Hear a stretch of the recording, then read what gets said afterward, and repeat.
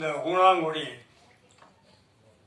நூல் வெளியீட்டு விழாவிற்கு வருகை தந்து பெருமைப்படுத்தி இருக்கின்ற பெருமக்களே, எனக்கு முன்பு சிறப்பான முறையிலே இதை பேசி அமர்ந்திருக்கின்ற ஊமை விழிகள் போன்ற பல வெற்றி படங்களை இயக்கிய இயக்குனர் அரவிந்தராஜ் அவர்களே,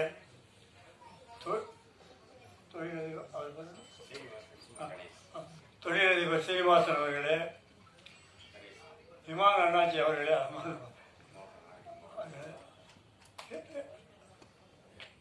பேராசிரியர் கருணாநிதி என்ற சுர்கு அவர்களே,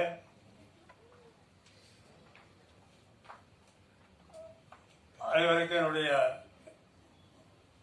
அன்பான வணக்கத்தை தெரிவித்துக் கொள்கின்றேன். இங்கே எழுதிய பாடலும் அதற்கு அமைக்கப்பட்ட இசையும் மிகச் சிறப்பாக இருந்தது.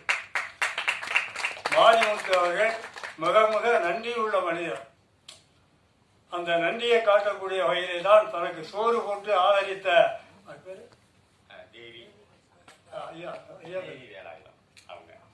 தான் கொடுத்து படிக்க சொன்னார்.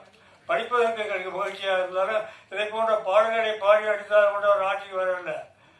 ஏழை எளியவர்களுக்கு செய்த உதவிகள், மக்களுக்கு அவர் செய்த நன்மைகள், எல்லாவற்றிற்கும் மேலாக தாய்மார்களும் பொதுமக்களும் அவர் மீது வைத்திருந்த நம்பிக்கை, அதெல்லாம் சேர்த்து ஆட்சிக்கு வந்ததை தவிர இது மாதிரி பாடல்களை பாடி அடித்ததால் மட்டுமல்ல. ஏன் சிவாஜி படத்தில் நல்ல பட்டலாம் இல்லையா? அது படத்துக்கு நானே ஒரு 8-9 படத்துக்கு எழுதிக்கிறேன். அவரே ஒரு கட்சி ஆரம்பித்தார். ஒரு தொகுதியை கூட ஆராயம் ஜெயிக்க முடியலையே. சினிமா பிரபலம் என்பது வேறு, அரசியலை வெற்றி வருவது என்பது வேறு.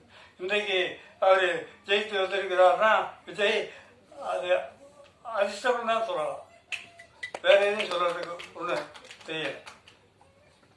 யாருமே எதிர்பார்க்காத வச்சு அவரே எதிர்பார்த்திருக்கப்பட்டார். இங்க அதெல்லாம் போனால் அரசியல் போயிடணும். இந்த அழைப்புதல் பார்த்தேன். இந்த அழைப்புதல் போட்டிருக்காங்க. இந்த விழா விழவு போட்டியில் ஊனாங்குடின்னு போட்டிருக்கீங்க. இது யார் எழுதுனதுன்னு போட வேண்டாமா? நீங்களா நம்பல?